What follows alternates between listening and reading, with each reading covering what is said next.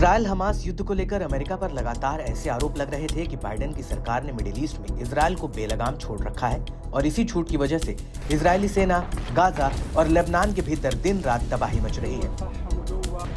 हालांकि इस दौरान गाजा में आम नागरिकों के नरसंहार के आरोपों को लेकर अमेरिका पर काफी दबाव भी पड़ा, जिसकी वजह से उसने कुछ समय के लिए इजराइल को हथियारों की सप्लाई रोक दी थी। लेकिन बाद में अमेरिका ने फिर से इजराइल को हथियार भेजना शुरू कर दिए। हालांकि इस दौरान हमास, हिजबुल्ला, ईरान और यमन के हूती ने बार बार अरब देशों से इजराइल के खिलाफ एकजुट होने की अपील की थी, लेकिन इसका भी कोई खास असर नहीं हुआ।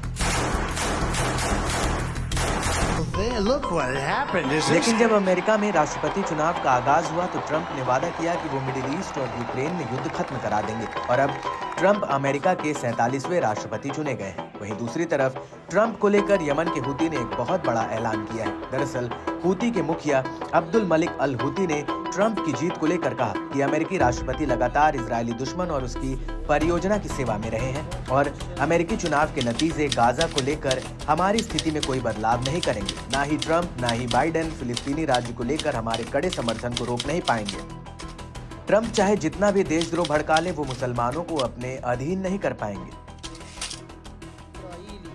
अब्दुल मलिक ने ट्रंप को लेकर आगे कहा, ट्रंप अमीर अरब देशों को नकदी के अलावा गाय के रूप में देखते हैं और गरीबों को दुखी मानते हैं। उन्होंने कुछ अरब देशों को इजराइल की सेवा में लगाने के लिए कड़ी मेहनत की है।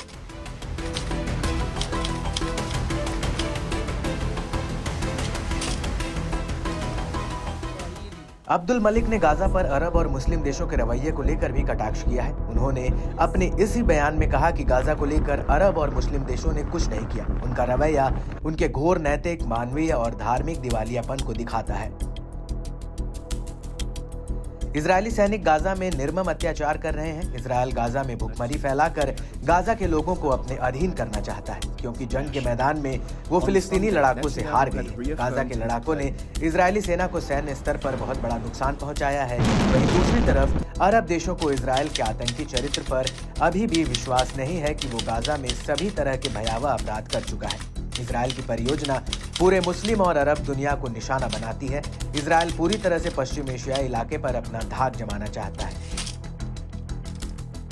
हूती के मुखिया ने अरब देशों को लेकर आगे ये भी कहा कि एक बार मुस्लिम फिलिस्तीनियों के प्रति अपने दायित्वों को पूरा करना शुरू कर दें, अल्लाह उनकी मदद करेगा। आपको बता दें कि 7 अक्टूबर 2023 के बाद से ही यमन का हूती लाल सागर से लेकर तेल अवीव तक मिसाइल और ड्रोन हमले कर रहा है और सऊदी अरब, जॉर्डन और बहरीन जैसे देशों ने कई मौकों पर हूती की मिसाइलों को इजरायल पहुंचने से पहले ही हवा में मार गिराया है और इसी वजह से हूती बार बार अरब देशों पर इस तरह के जुबानी हमले कर रहा है। يحيى السنوار رحمة الله تغشاه سيؤدي إلى انهيار جبهة الجهاد الكبرى